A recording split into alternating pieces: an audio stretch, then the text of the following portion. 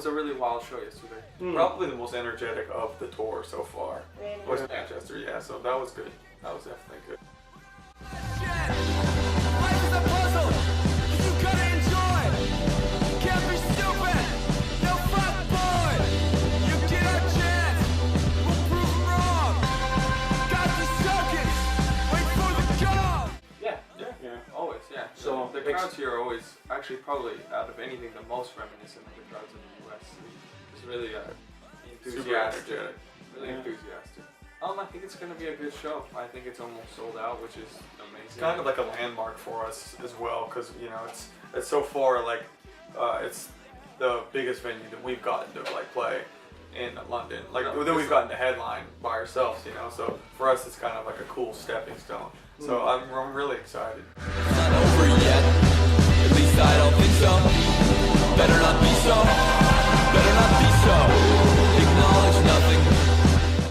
I don't think we're really trying to get to a certain spot or be in a specific place where we feel comfortable. We're just doing, making music that we're excited about and that we feel is like progressive enough for for us and not for anybody else. I think it's just all about being excited about it. So to anybody else as well, I mean, you know, if you want to think about it hard, think about it. But if you don't want to think about it, don't think about it. Just do something that makes you like really happy and like make sure that you stay happy throughout the whole process. I think that's the most important. If you're not stoked on it anymore, then there's really no point. If you're doing it just to make money, then you might as well just get some other job or make some other connection. Up in the clubs, I'm fucking sweaty. One thing I can say about Rob is that he's a really positive personality. He's really fun and easygoing to hang out with. And I think that's the best thing about it, and the reason why we keep wanting to work with him is mostly just because of how well we all get along together. I think that's the biggest selling point. I mean, we've been recording with Rob for 3 years now, so I think this release right now is one of the first times he's really gotten mentioned in some of the reviews and stuff. So actually, we have been asked about this a couple times recently, but we actually have been recording with him for a while now, and the vibe is extremely relaxed. Yeah. It's almost like family in a way. I wouldn't say I get scared or not scared. I just get that pre-blah blah blah anxiety. So it's like even for the show tonight, I'm gonna get all anxiety the 10 minutes before or 5 minutes before. When I'm out there, I'm fine. When I'm right here, I'm fine. And the same thing goes for walking on a runway or whatever the case is. I don't give a crap about the actual thing because it doesn't bother me. It's just that weird build-up to it. It's just right before you do it. It's almost like an unconscious build-up of like adrenaline. It's like the adrenaline, like I'm gonna go do something. It almost makes you like almost sink back in a weird way. At least me, and it makes me like really like lethargic. And then like right when I'm out there, like the energy's like 100% until it's like over. Almost like getting like even just for me, like just getting on a plane and like knowing I'm gonna have to do it tomorrow or whatever the case. It's just like the same thing. Flops, I'm not heavy. Don't look at us. We're not. There's some bottles of ginger ale. I mean, people like are like, here's all this beer. Trust me, like just we're gonna put it here. It's like, well, it's not gonna get drinking, so you can give it to the other band. Friends usually come to our friends come to just drink all the beer. We don't really use anything except for water. Yeah, we don't do anything before. Ginger ale's there. I'll drink that. I'll drink that a little later. Anywhere really. Usually just like Salvation Army, Goodwill. But honestly, anywhere. Doesn't really Yeah, matter. it really doesn't matter that much. There was a certain point in time I think where we both started really like discovering stuff on our own. Into high school is when we kind of just like started developing our own taste. Outside of high school, like when we were playing shows on the weekends or stuff like that, or like I was trying to experiment a little bit more on my own with that kind of stuff. I mean, I remember always thinking about looking cool at school, basically. Yeah, I mean, that was pretty much like my mindset all the time. I mean, it's probably why I got such bad grades, to be honest, because I just always wanted to look cool while I was walking around.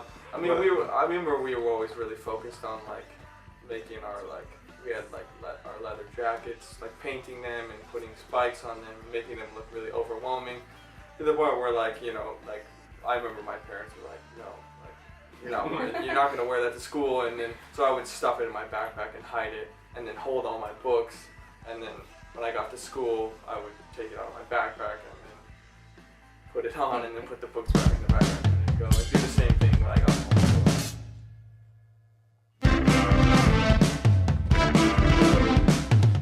I think it's either opposite sometimes when you're growing up. You either want to rebel against your parent, or you want to kind of be like, wow, they're cool, I like the stuff that they're into. Yeah. I think for us, it just was kind of like there was a CD closet, then there was like the CD player, and what was coming out of those was just an interest to us. So we just kind of, tumbleweeded throughout life, I guess.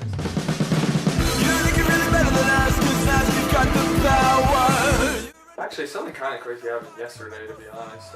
I'll explain Well, it. I watched it happen. But I'll go through my perspective, then you can tell yours. I'll stop at a certain point. Basically what happened is we were going to a Tesco supermarket. I made a really dumb choice, and I was wearing bad shoes, so we tried to hop a fence, because if we didn't hop the fence, we would have to walk around a really long way to get across the street to go to the Tesco. So basically what happened is he got over the fence, he was wearing tennis shoes, jumped off, everything was fine. But you gotta explain, it was one of those fences that had it was spiky, so it wasn't one you could just put your hands on the top and climb over it with it was a sketchy fence. It was hard, the fence to jump over. Especially when you're I was wearing TUK, kind of almost creeper style shoes, so there was really no grip or anything. So I was trying to get over it, and he was waiting for me. Then I jumped over the fence a little bit, and then there was an electrical box right below the fence. So you had to put both feet on the electrical box, then jump onto the sidewalk, and then there was a street. But for me, I threw my weight over it, only had one foot on the electrical box, then fell over it, smacked against the sidewalk, rolled off the sidewalk, literally as a car was coming. He said it got Basically, an inch from my face. He fell backwards from the top of the fence, his back hit the electrical box, and then he went. Well, I thought my back hit the ground. Well, yeah, you did. You went you were basically rolling backwards off the electrical box onto the ground and then into the street. And it was I'm really surprised it didn't hurt more, honestly. And then you were in the street, and then there was a really nice BMW just so fucking close to him. But it was trying to stop because it saw him. It was inch away from rolling. I don't know how. But then I instinctively grabbed him, and now his jacket's ripped. Because I just out of impulse. Now this is the proof. You can see that actually Just out of impulse, just grabbed him really fast and then pulled him back up on. I don't know if I helped him or if I was too late. I don't really know, but all I know is my fingers really hurt after because of the quick adrenaline of just grabbing him really fast. Yeah, and we just couldn't stop laughing. We were freaked out, but we couldn't stop laughing. It was just really weird. Fucking sucks.